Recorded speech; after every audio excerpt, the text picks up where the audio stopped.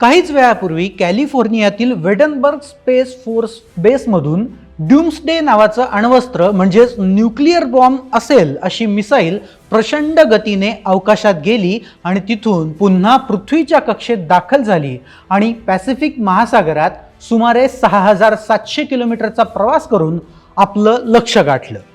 एक यशस्वी चाचणी. हिरोशिमा आणि नागासाकीवर जो बॉम्ब पडला त्याच्याही 20 पटीने मोठा असा बॉम्ब अमेरिकेने टेस्ट केलाय. जनरली अशी चाचणी करायची असल्यास हॉटलाईनद्वारे आधी कळवलं जातं, पण यावेळी तसं काहीही झालं नाही. म्हणून रशिया याला प्रोव्होकेशन म्हणजेच मुद्दाम समोरच्या राष्ट्राला उकसवणं म्हणतंय.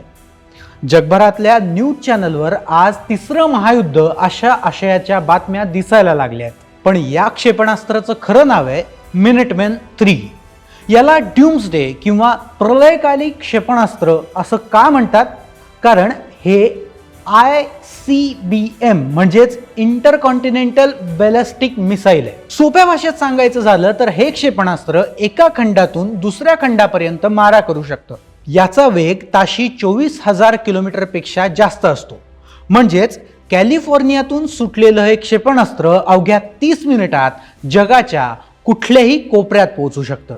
हे क्षेपणास्त्र अण्वस्त्र म्हणजेच न्यूक्लिअर वेअरहेड्स वाहून नेण्यास सक्षम आहे. आता प्रश्न हा पडतो की ही चाचणी आत्ताच का? पहिला मुद्दा, शक्ती प्रदर्शन. सध्या रशिया, युक्रेन आणि इतर जागतिक तणाव पाहता अमेरिका आपल्या शत्रूंना आपली ताकद दाखवून देऊ इच्छित आहे. दुसरा मुद्दा, सिस्टीम अपडेट. ही क्षेपणास्त्र जुनी झाली आहेत, त्यामुळे ती आजही काम करतात का हे तपासणी ही गरजेची आहे. तिसरा मुद्दा, सुरक्षा. आमच्याकडे असे शस्त्र आहे जो कोणी रोखू शकणार नाही हे सांगून भविष्यातील युद्ध टाळण्याचा हा एक प्रयत्न असू शकतो. शत्रूंना इशारा. रशिया आणि चीनने अलीकडेच त्यांच्या अण्वस्त्रांच्या चाचण्या वाढवल्या आहेत. अमेरिकेने ही चाचणी करून स्पष्ट केलंय की त्यांचं मिनिटमॅन 3 आजही तितकंच घातक आणि अचूक आहे. मुद्दा नंबर 2, जागतिक भीती. अनेक शांततावादी संघटनांनी यावर टीका केली आहे. त्यांच्या मते अशा चाचण्यांमुळे जगात अण्वस्त्र स्पर्धा पुन्हा सुरू होऊ शकते, ज्यामुळे मानवजातीला धोका निर्माण होईल.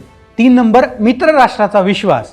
नाटो सारख्या मित्र राष्ट्रांसाठी ही चाचणी एक आश्वासक पाऊल आहे, कारण अमेरिका त्यांच्या संरक्षणासाठी वचनबद्ध असल्याचं यातून सिद्ध होतं. रशियाने याला उकसावणी म्हटलंय, तर चीनने अमेरिकेला अण्वस्त्रांचा विस्तार थांबवण्याचा सल्ला दिलाय. मात्र अमेरिकेच्या संरक्षण मंत्रालयाने स्पष्ट केलंय की ही चाचणी अनेक महिन्यांपूर्वीच नियोजित होती आणि त्याचा या ताज्या जागतिक घटनेशी काहीही संबंध नाही.